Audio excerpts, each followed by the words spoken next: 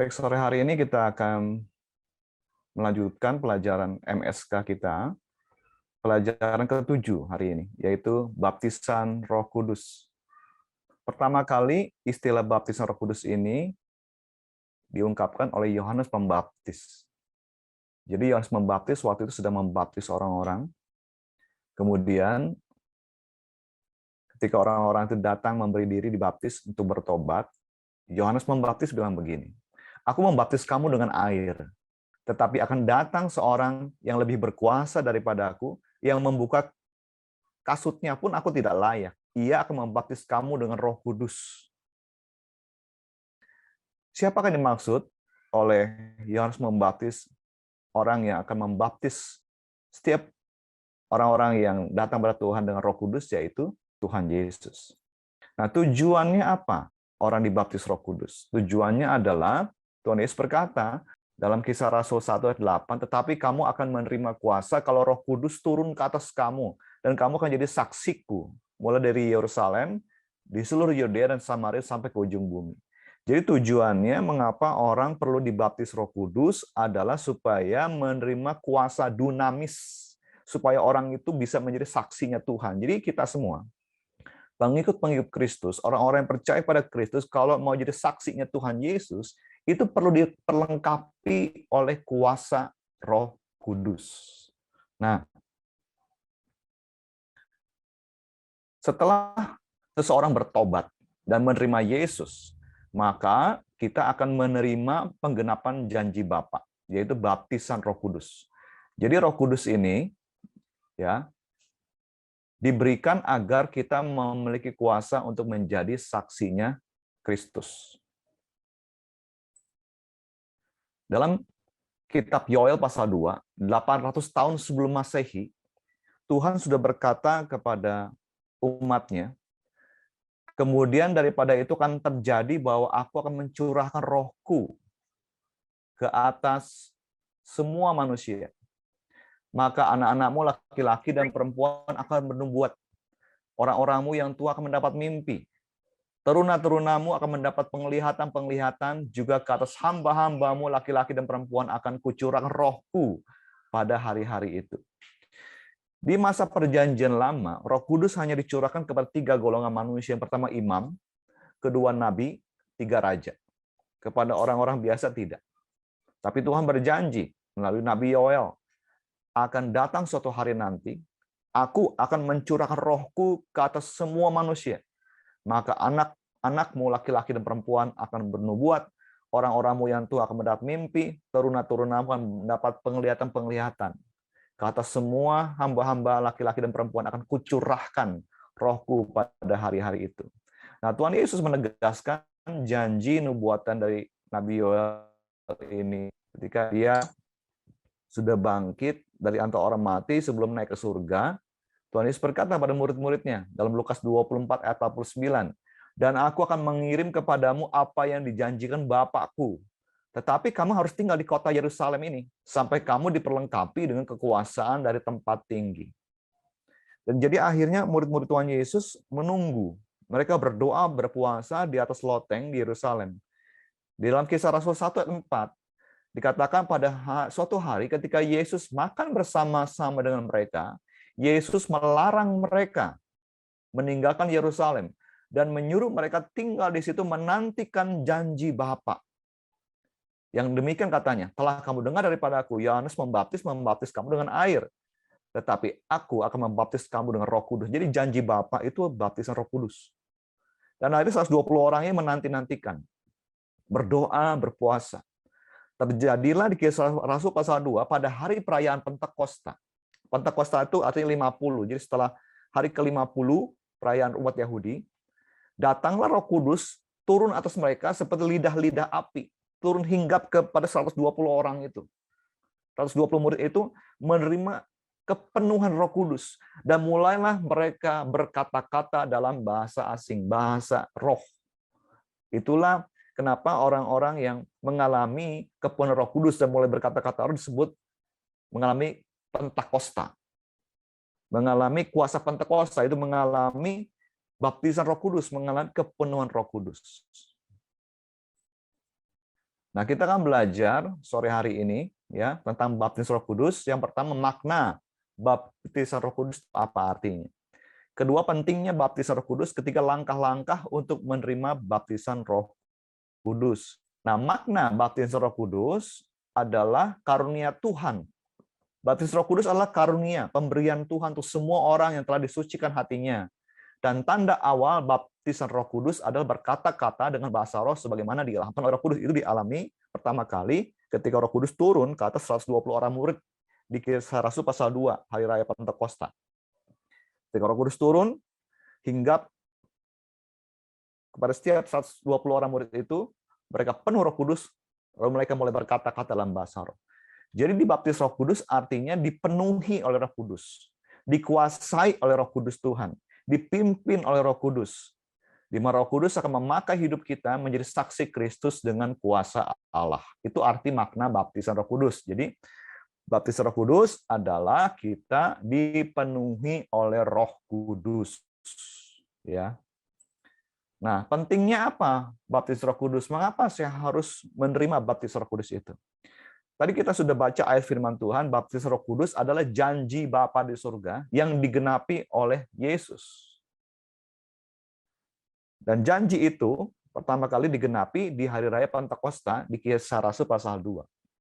Dan janji itu masih berlaku hingga hari ini. Karena kita masih perlu kuasa nggak untuk jadi saksi Yesus? Masih kan? Jadi kita masih perlu dipenuhi Roh Kudus. Jadi karunia Roh Kudus itu tidak berhenti. Hanya terjadi di zaman dulu, zaman Rasul-Rasul, tidak. Gereja Tuhan masih perlu kuasa Roh Kudus. Karena itu kita perlu mengerti, kita penting sekali baptis Roh Kudus. Baptisan Roh Kudus akan memperlengkapi orang percaya untuk menjadi saksi Kristus. Ketika orang percaya dipenuhi Roh Kudus, maka ia akan dipenuhi oleh kuasa Allah, dunamis, supaya jadi saksinya Tuhan Yesus. Bisa beritakan Injil, disertai kuasa Roh Allah. Berikutnya, mengapa penting dibaptis Roh Kudus? Roh Kudus akan memampukan orang percaya dengan kuasa ilahinya supaya kita bisa hidup seturut kehendak Allah, hidup benar dalam kebenaran, dalam kekudusan Tuhan. Itulah pentingnya orang perlu dibaptis Roh Kudus. Nah, yang penting sekarang ada langkah-langkahnya, gimana caranya kita bisa menerima baptisan Roh Kudus. Pertama adalah percaya terhadap firman Tuhan.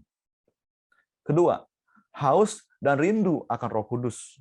Ketiga, datang dan meminta dengan iman kepada Tuhan Yesus supaya kita dipenuhi Roh Kudus.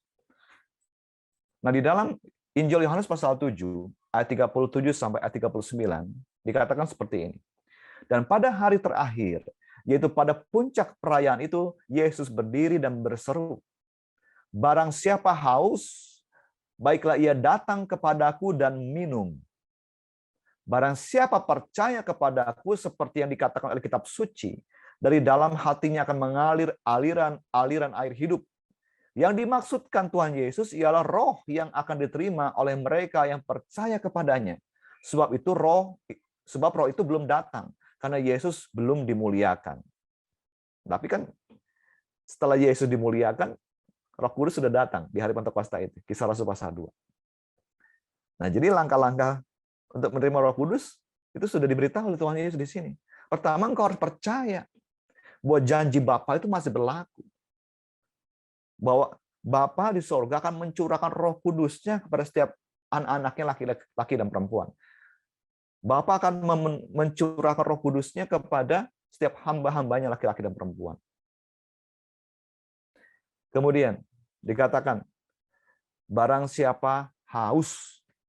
Jadi pertama percaya, kedua haus. Apakah engkau haus akan Roh Kudus Tuhan? Apakah engkau ingin hidupmu dikuasai Roh Tuhan? Dipimpin Roh Allah.